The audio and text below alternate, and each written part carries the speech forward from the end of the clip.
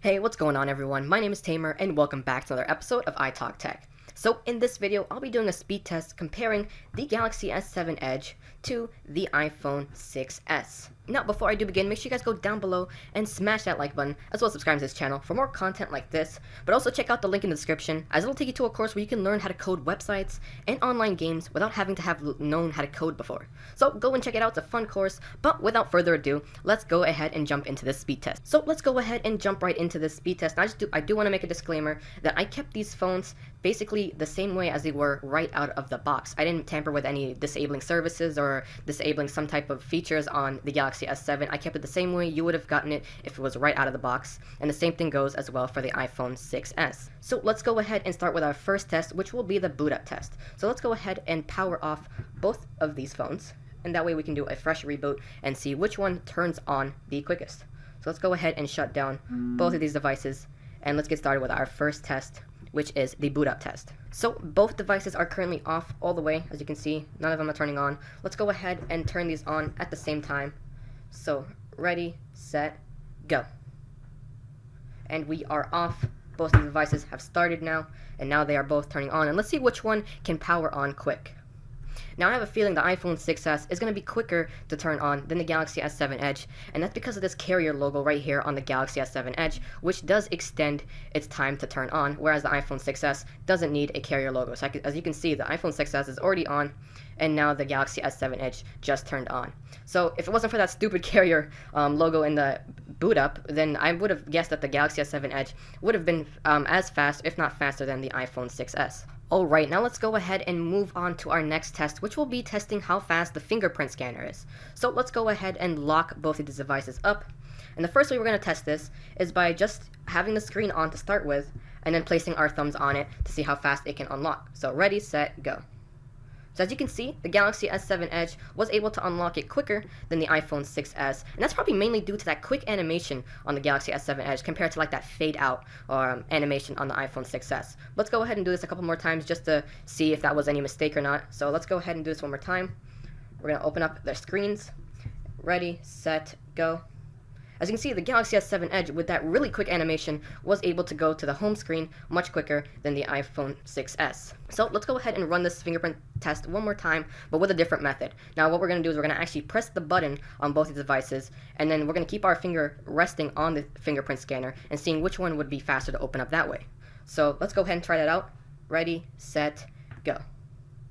So as you can see, the iPhone 6s was basically unlocking at the same time as the Galaxy S7 Edge. So as you can see, the fingerprint scanners are basically almost the same when unlocking. There's a faster animation on the Galaxy S7 Edge, but overall they all get into the device as quick as each other. So that's a really good thing up, and let's go ahead and move on to the next test. So let's go ahead and test out the speed at which these phones can open up some apps. Let's go ahead into their multitasking windows and closing off all the open apps. So this one doesn't have any open. This one has Twitter open. Let's go ahead and head back to the app section, and that way we can start testing some of our apps. So let's go ahead and start with Twitter. So ready, set, go. Let's see, Galaxy S7 Edge was able to open up Twitter quicker than the iPhone 6s. Let's keep on going and seeing what else happens. So next up is Instagram. Ready, set, go. Those about the same time. They had to reload a little bit. The Galaxy S7 Edge showed the initial picture faster than the iPhone 6s, but the Galaxy S7 Edge and the iPhone 6s opened up the new pictures relatively the same speed, and they both opened up at the same time. So let's go ahead and keep going. Now let's go ahead and open up the camera. Now for the camera, I'm just going to tilt my phones a little bit here so that way we can see a difference. Hopefully this stays focused for you guys. So let me see if I can get them all into my hand at the same time, and let me focus them for you. Alright, so let's go ahead and test out how fast their cameras open. So ready, set, go. So the iPhone 6s opened up the camera faster than the Galaxy S7 Edge. Let's go ahead and put these back down, and let's go back to our normal testing. And let's go ahead and open up our next app, which is the calculator. So ready, set, go. Seemed like a tie. I'm not sure if the Galaxy S7 Edge opened up just a hair faster than the iPhone 6s, but really nothing you could ever notice. Let's go ahead and try settings. Ready, set, go. iPhone 6s opened it up slightly quicker than the Galaxy S7 Edge. Let's keep on going. Now let's try YouTube. Now we're going to open up the YouTube app, see which one opens up. Galaxy S7 Edge opened it up, and now the iPhone 6s has opened it up. Now let's go ahead and load a video. Let's try this one over here. So ready, set, go. This one, the Galaxy S7 Edge, opened up the video and started playing the video a little bit faster than the iPhone 6s, but not that big of a deal. Let's go ahead and keep moving. Now, I do believe the Galaxy S7 Edge has paused it. We need to pause it, that way it doesn't keep running in the background. So, let's keep on going. The next one up is Temple Run 2. So, ready, set, go. As you can see, the iPhone 6s has already started to load the screen up, and now we're actually loading the game, whereas the Galaxy S7 Edge is still on that loading screen and is now finally finished loading the game. So as you can see, in terms of games, the iPhone 6s does open up a little bit faster than the Galaxy S7 Edge. Let's keep on going to our last app, which is Dead Trigger 2. Now this is pretty graphics heavy, so let's go ahead and load that up. So ready, set, go. So I did tap it on this one, and there we go, the iPhone 6s already loaded up. That was actually very quick on the iPhone 6s. And then now the Galaxy S7 Edge.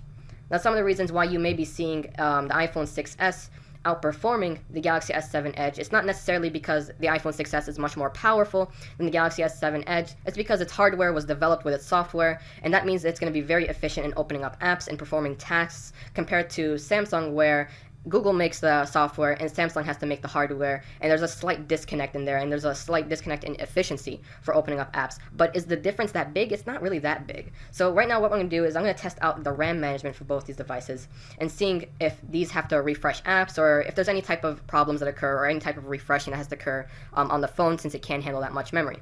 Now before I begin, there's a 4 GB of RAM on the Galaxy S7 Edge compared to 2 GB of RAM. So let's go ahead and start by Twitter. There we go, opened up at the same time. Now, the Galaxy S7 line was known for like a really bad RAM management issue where things had to constantly be refreshing. So let's see if Samsung was able to fix that in this version of the Galaxy. So let's go ahead and move on to Instagram. Essentially the same time. Let's keep on going to the next app, which is the camera. Ready, set, go.